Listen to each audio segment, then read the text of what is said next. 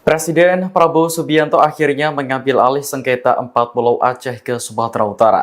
Sengketa ini sebelumnya membuat Gubernur Aceh Muzakir Manaf dan Gubernur Sumatera Utara Bobi Nasution bersitegang. Wakil Ketua DPR Sufmi Dasko Ahmad menyebut, DPR telah berkomunikasi dengan Prabowo terkait polemik pemindahan kepemilikan Pulau Aceh ke Sumatera Utara. Keputusan terkait pemindahan kepemilikan 4 pulau tersebut ditargetkan rampung pekan depan. Adapun 4 pulau yang disengketakan yakni Pulau Panjang, Pulau Lipan, Pulau Mangkir Gadang, dan Pulau Mangkir Ketek. Kementerian Dalam Negeri ternyata mendukung klaim Bobi Nasution lewat keputusan Mendagri yang terbit pada 25 April 2025. Ditegaskan bahwa keempat pulau tersebut masuk dalam wilayah Kabupaten Tapanuli Tengah, Sumatera Utara. Namun Pemprov Aceh tidak menerima keputusan tersebut.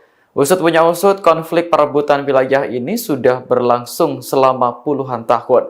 Pemprov Aceh mengklaim telah mengantongi jejak historis di keempat pulau tersebut. Download Tribun X sekarang, menghadirkan lokal menjadi Indonesia.